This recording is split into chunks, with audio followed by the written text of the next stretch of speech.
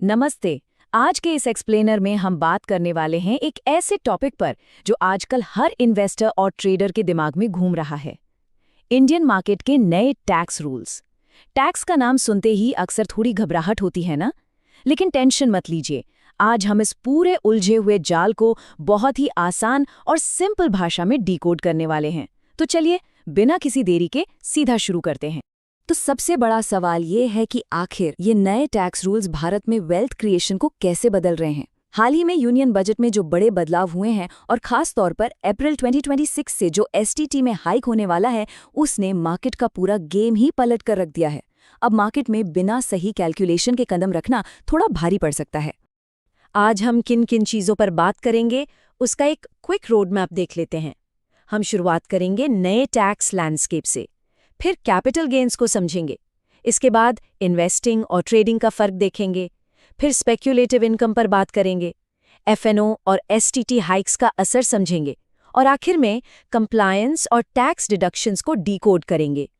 तो चलिए सबसे पहले अपने पहले सेक्शन की तरफ बढ़ते हैं, नया टैक्स लैंडस्केप, जहां हम यूनिफॉर्म रेट्स और एग्जेम्पशंस की बात करेंगे। अब ये जो 12.5% का नंबर है ना, इसे अच्छे से याद कर लीजिए। सरकार ने लगभग सभी एसेट क्लासेस पर लॉन्ग टर्म कैपिटल गेन्स यानी एलटीसीजी टैक्स रेट को इसी 12.5% पर फिक्स कर दिया है। और इसका सीधा सा मतलब ये है कि ज्यादातर एसेट से इंडेक्सेशन का जो बेनिफिट मिलता था, वो अब पूरी तरह हटा दिया गया है। यानी पहले प्रॉपर्टी या दूसरे एसेट्स पर महंगाई के हिसाब से जो छूट मिला करती थी, वो अब इतिहास बन चुकी है। लेकिन रुकिए, एक बहुत बड़ी राहत की खबर भी है। 1,25,000 रुपए का ये आंकड़ा लॉन्ग टर्म कैपिटल गेन्स के लिए नई सालाना एक्सेम्पशन लिमिट बन चुका है। मतलब साल भर में 1,25,000 रुपए तक के लॉन्ग टर्म मुनाफे पर आपको एक भी रुपए का टैक्स नहीं देना है ना कमाल की बात। पर वहीं दूसरी तरफ एक झटका भी लगा है। शॉर्ट टर्म कैपिटल गेन्स यानी एसटीसीजी को अब 15% से बढ़ाकर सीधा 20% कर दिया गया है। कुल मिलाकर शॉर्ट टर्म में मुनाफा कमाना अब थोड़ा और महंगा सौदा हो गया है। आगे बढ़ते हैं हमारे दूसरे सेक्शन पर, कैपिटल गेन्स सिंप्लीफाइड, जहां हम होल्डिंग पीरियड्स को समझेंगे। अब इस टेबल को बिल्कुल ध्यान से देखिए।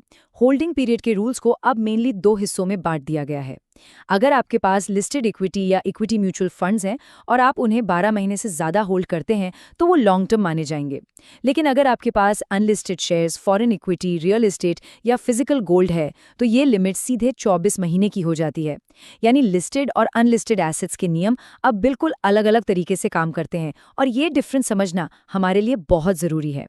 चलिए अब तीसरे सेक्शन पर आते हैं, investing versus trading, the great divide. Tax department की नज़रों में एक लॉन्ग टर्म इन्वेस्टर और एक डेली ट्रेडर में बहुत बड़ा फर्क होता है। देखिए, एक तरफ है इन्वेस्टिंग, जहां आप शेयर्स की एक्चुअल डिलीवरी लेते हैं और उन्हें लंबे समय तक होल्ड करते हैं। इसे कैपिटल गेन्स माना जाता है। और दूसरी तरफ है ट्रेडिंग, जहां आप हाई फ्रीक्वेंसी में खरीद बिक्री करते हैं डेली प्रॉफिट कमाने के लिए। इसे टैक्स की भाषा में बिजनेस रेवेन्यू यानी बिजनेस इनकम माना जाता है। अब आते हैं चौथे सेक्शन पर, speculative business income, the intraday reality. तो भाई, ये स्पेक्युलेटिव इनकम आखिर भला क्या है? सिंपल भाषा में समझें तो ये वो प्रॉफिट है जो इंट्राडे ट्रेडिंग से आता है। मतलब आपने सुबह शेयर्स खरीदे और शाम तक बेच दिए, एक्चुअल डिलीवरी कभी ली ही नहीं, पोजीशन उसी दिन क्लोज हो गई। इसे स्पेक्युलेटिव माना जाता है। और सबसे बड़ी बात, इस पर कोई फिक्स्ड कैपिटल गेन रेट नहीं लगता, बल्कि ये सीधे आपके रेगुलर इनकम टैक्स स्लैब में जुड़ता है, जो कि सच में काफी ज्यादा हो सकता है। इसके बिल्कुल ऑपोजिट है नॉन स्पेक्युलेटिव इनकम। इसे भी समझना बहुत जरूरी है। फ्यूचर एंड ऑप्शंस यानी एफएनओ जैसे डेरिवेटिव कॉन्ट्रैक्ट से होने वाली income non speculative business income कहलाती है। अब आप सोचेंगे कि एफएनओ में तो बहुत रिस्क है, फिर ये नॉन स्पेक्युलेटिव कैसे? क्योंकि कानूनी तौर पर इन्हें हेजिंग टूल्स के रूप में मान्यता मिली हुई है। ये एक बहुत ही इंटरेस्टिंग पॉइंट है कि इंट्राडे और एफएनओ बिल्कुल अलग अलग टैक्स कैटेगरी में बैठते हैं। यहाँ एक बहुत ही कड़ा नियम है, जिसे एकदम दिमाग में बिठा लीजिए। स्पेक्युलेटिव लॉसेस को आप सिर्फ और सिर्फ स्पेक्युलेटिव प्रॉफिट्स के साथ ही सेट ऑफ कर सकते हैं। इसका सीधा सा मतलब ये है कि अगर इंट्राडे ट्रेडिंग में आपको नुकसान हो गया, तो आप उसकी भरपाई अपनी सैलरी या किसी और बिजनेस इनकम से नहीं कर सकते हैं। हाँ, बस एक छोटी सी राहत यह है कि आप इस नुकसान को अगले 4 सालों तक कैरी फॉरवर्ड जरूर कर सकते हैं। चलिए अब अपने 5वें सेक्शन पर फोकस करते हैं, एफएनओ और एसटीटी हाइक्स। अप्रैल 2026 की सच्चाई। सिक्योरिटीज ट्रांजैक्शन टैक्स यानी एसटीटी में जो बदलाव हुए हैं ना, वो सच में हैरान करने वाले हैं। फ्यूचर्स पर पहले 1 लाख रुपए के ट्रेड पर सिर्फ 20 रुपए एसटीटी लगता था, जो अप्रैल 2026 से तेजी से बढ़कर 50 रुपए हो जाएगा। और ऑप्शंस की बात करें तो 50,000 के प्रीमियम पर टैक्स को 50 रुपए से बढ़ाकर 75 रुपए कर दिया गया है। ये जो लागत बढ़ रही है ना, ये सीधे रिटेल ट्रेडर्स के प्रॉफिट मार्जिन को खा रही है। इसका सीधा सा मकसद है मार्केट में बढ़ रहे ओवर स्पेक्यूलेशन पर लगाम लगाना। अब जरा इन नंबर्स पर गौर कीजिए। फाइनेंशियल ईयर 25 में जहां मार्केट में 1.06 करोड़ यूनिक एफएनओ अकाउंट्स थे, वहीं दिसंबर 2025 तक ये नंबर गिरकर सिर्फ 75 लाख रह गया। ये इतनी बड़ी गिरावट साफ तौर पर यह साबित करती है कि नई टैक्स पॉलिसीज और बढ़ती हुई ट्रेडिंग कॉस्ट का कितना बड़ा असर हो रहा है।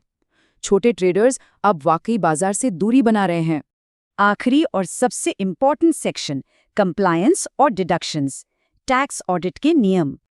अक्सर लोग कंफ्यूज रहते हैं कि इंट्राडे ट्रेडिंग का टर्नओवर कैलकुलेट कैसे करें। इसे एब्सोल्यूट सम मेथड कहा जाता है।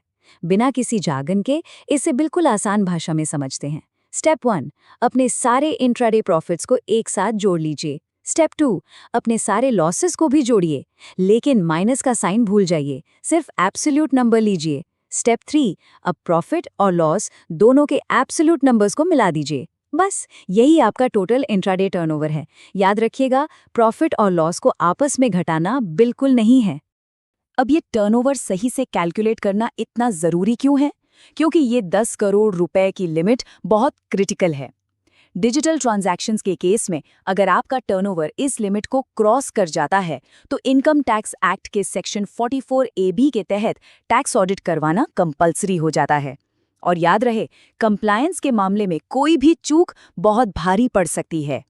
चूंकि टैक्स डिपार्टमेंट की नज़रों में ट्रेडिंग एक बिजनेस है, तो आपको सेक्शन 37 के तहत कुछ फायदे भी मिलते हैं, जैसे ब्रोकरेज फीस, एसटीटी का पेमेंट, ट्रेडिंग सॉफ्टवेयर, इंटरनेट का बिल और एसेट्स पर डेप्रिसिएशन।